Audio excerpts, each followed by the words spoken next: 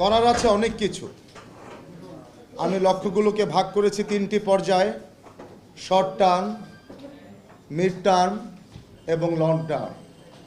আসুন জেনে নিই আগামীর নগর সেবক হিসাবে আগামী 1 বছরে আমার short term to do list.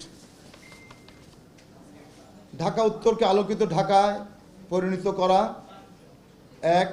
2, পরিবেশ দূষণ রোধ করা, বৃক্ষরোপণ, নগর বনায়ন ও নগর কৃষির বিস্তার ও বিকাশ, এলাকার মহল্লায় উন্মুক্ত পার্ক ও খেলার মাঠ গড়ে একটি সবুজ ঢাকা গড়ে তোলা, সড়ক নিরাপত্তা ও পরিবহন খাতে শৃঙ্খলা ফিরিয়ে আনা, নতুন অন্তর্ভুক্ত এলাকার উন্নয়ন পরিকল্পনা।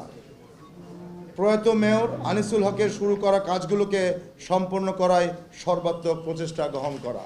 রাজনীতিবিদ যারা আছেন, জনগণ যারা আছেন, সমস্যা কিন্তু যিনি রাজনীতি করেন উনিও কিন্তু ফুটপাত দিয়ে হেঁটে যাবেন, যিনি রাজনীতি করেন না উনিও কিন্তু ফুটপাত দিয়ে হেঁটে যাবেন। সেদিকে ফুটপাতটা হবে রাজনীতি মুক্ত, এই ফুটপাতটা হবে দখল মুক্ত, এই ফুটপাত হবে আমাদের সকলের জন্য। এই বিশ্বাস আমরা একসাথে মনে করি, আমি না, আমরা সবাই মনে করি, এখানে রাজনৈতিক ব্যক্তি হোক বা অরাজনৈতিক ব্যক্তি হোক। আমি আজকে দেখলেন যে আমাদের পার্টির জেনারেল সেক্রেটারি ঢাকা মহানগর উত্তরে উনিও কিন্তু বললেন, এবং আমাদের বিশ্বাস আমি সর্বাত্মক সহযোগিতা পাবো এবং সাহায্য পাবো ইনশাল্লাহ রাজনৈতিক ব্যক্তিদের থেকে ফুটপাত দখল মুক্ত করার জন্য।